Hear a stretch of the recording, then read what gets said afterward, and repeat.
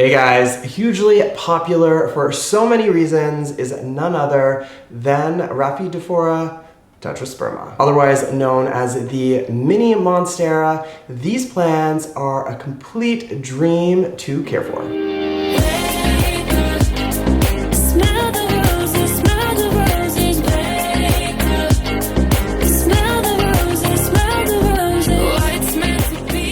Now, it's no surprise that we sometimes refer to this plant as a mini Monstera with all of the leaf fenestrations, windows, and slits.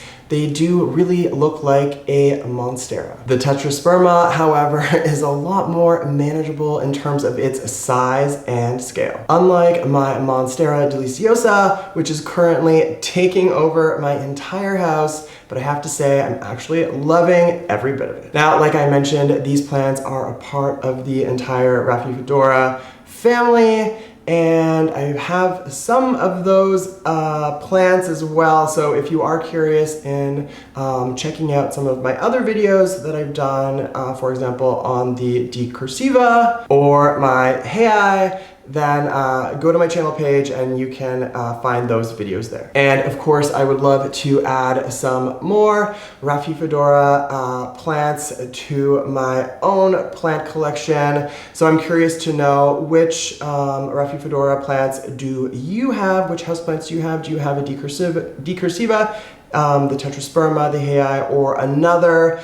So let me know, please leave a comment down below. In this video, I'm going to be breaking down all of the crucial care tips and needs for your Tetrasperma, including lighting, watering, soil composition, humidity, and a lot more. So stay tuned for all of that. Thanks for checking out this video. I'm Tyler, and if you like what you're seeing or you find this video to be useful, don't forget to give it a thumbs up, or better yet, you can subscribe to my channel. All right, let's jump right into crucial care tips. These plants need ideally dapple light. In terms of watering them, you're going to want to do that when the top inch of the topsoil has dried out. That's a great indication that it's time for some water. Now, it is a good idea to slightly cut back on the amount and frequency of watering during winter months, so that's good to know as well. Humidity is key, so any additional humidity you can provide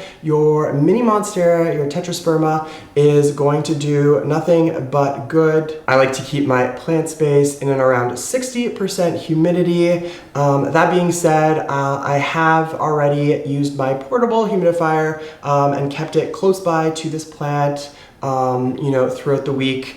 Every couple of days, I do like to give this plant some extra added humidity that way. All right, so as you can see, my Tetrasperma is a new addition. I've recently picked up this plant and it's still in its nursery pot, so I am going to need to repot this plant, and I'm going to be explaining the ideal and the perfect soil composition for your Tetrasperma. All right, so repotting this plant is a great opportunity to discuss soil composition. These plants, the Tetraspermas, mini Monsteras, whatever you want to refer to them as, they need a really good aeroid soil mix. So that's something that is nice and chunky. That means it will have good drainage and really good aeration. Now, the mix that I'm using today is an orchid mix, which includes some bark and some perlite, some coco coir, and I've gone ahead and added about 2 or 3 parts of that to 1 part of additional horticultural charcoal. And now what that's going to do is it's going to help absorb any excess moisture in there and really help again with the needs of an aeroid, which, like I said, are that great drainage and good aeration. Now, I am as well going to use a little bamboo stake for starters. These plants are perfect for moss poles and that kind of thing, as you can see, but with this sort of smaller pot, for now, initially I'm going to start off with a bamboo stake. So I'm going to pop this guy up in this new mix Be right back. Et voila. So I did go ahead and use, as you can see, a terracotta pot, which I would also highly recommend, especially for a plant like this. Any plant that you're using, any sort of aroid mix, a Monstera, a Rhaphidophora. It's just, again, gonna help wick away any excess moisture, and it's great that it has a drainage hole and saucer.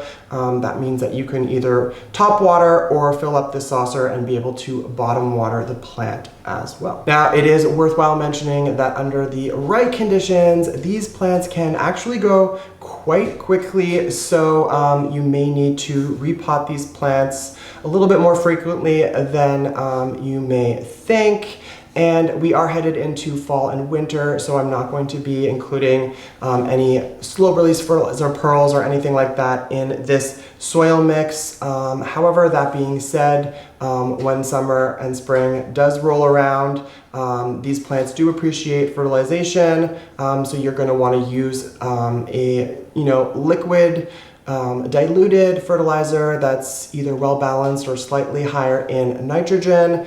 Either of those things would work just fine. Well, that's it for me. Oh yeah, don't forget to give this video a thumbs up, hit that subscribe button. Miss you guys already. Until the next one.